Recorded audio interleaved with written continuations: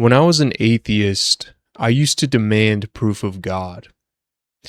And because nobody could prove God to me beyond every possible doubt, I assumed believing in God was irrational. But eventually, I realized I was demanding a level of certainty for God that I couldn't reach for any of my own beliefs. So let's start with the big question, right? Is God real? Can I prove with absolute certainty that God exists? No, I can't. Can I prove with absolute certainty that God doesn't exist? No, I can't do that either. In fact, from everything I can see, I can't prove any conclusion about reality with absolute certainty, which means absolute certainty is the wrong standard for deciding whether belief in God is reasonable. So, what are we supposed to do then? How do we figure out what's true? Let me explain.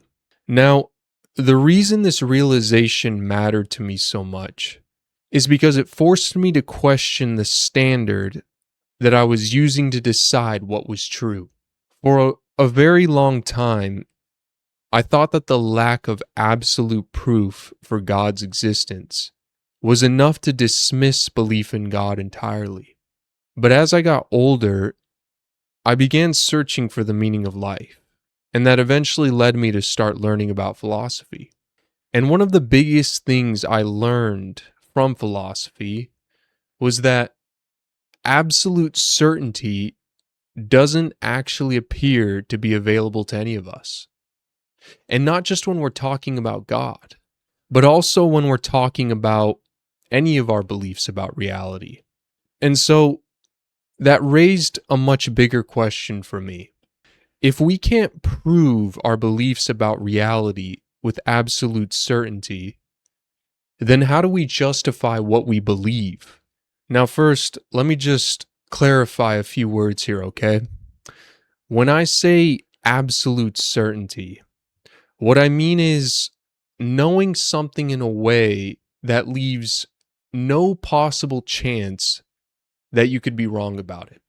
And when I say proof in this video, I mean something that would show that a conclusion is true with that level of certainty. Something that would remove every possible doubt from the equation. So now, why exactly does absolute certainty appear to be unavailable to us? It's because every belief we have depends on certain tools we use to understand reality. Tools like logic, reasoning, and perception. But here's the problem. I can't prove those tools are perfectly reliable without already relying on them. Take logic, for example. How would I prove that logic works? I would have to make a logical argument for it. But the thing is, that means I would already be trusting logic before I had proven that it works. Put simply, I would be using logic to prove logic. The same thing applies with reasoning. To prove that reasoning is reliable, I would have to reason my way to that conclusion. Meaning, again, I would already be trusting the thing I was trying to prove. And the same thing applies to our senses. Everything I know about the physical world around me comes to me through my senses. I can't take my senses off, right, like a pair of glasses, and then look at reality without them. I can only look at reality through the same mind and senses I'm trying to test. Now, let me be clear. This doesn't mean logic is false. This doesn't mean reasoning is useless, and it doesn't mean our senses have no real connection to reality. It just means I can't stand somewhere completely outside of these tools and prove with perfect certainty that they always show me the truth. And see, because every conclusion I come to depends on these tools, that means I can't prove any conclusion I reach through them with absolute certainty either. And here's the really strange part. I can't prove that conclusion that I just came to with absolute certainty either. I can't absolutely prove that absolute proof is impossible. The only thing I can honestly say is that based on what I've learned and what I can see, every attempt I make to prove something with absolute certainty depends on something I can't completely prove. So where does that leave us, right? What does all of this even mean? Does it mean every belief is equally reasonable? No. It just means that the best we can do is use the tools available to us, look at the evidence, compare possible explanations, and then come to the most reasonable conclusion we can. And for clarity, when I say evidence, I mean information that gives us a reason to believe that one explanation is more likely to be true than another, without making it impossible for us to be wrong about it. That's what makes evidence different from proof. Here's a very simple example of what I mean. Imagine you're inside your house and you hear a loud crash in another room. You walk into the room, right? You see a broken window, shattered glass on the floor, and a rock sitting in the middle of the room. Based on that evidence, what is the most reasonable explanation of what happened? Probably that the rock came through the window, right? That would explain the crash, the broken window, the shattered glass, and the rock sitting inside of the room. But the thing is, can you prove with absolute certainty that this is exactly what happened? No, you can't. Technically speaking, the rock could have already been sitting there the whole time.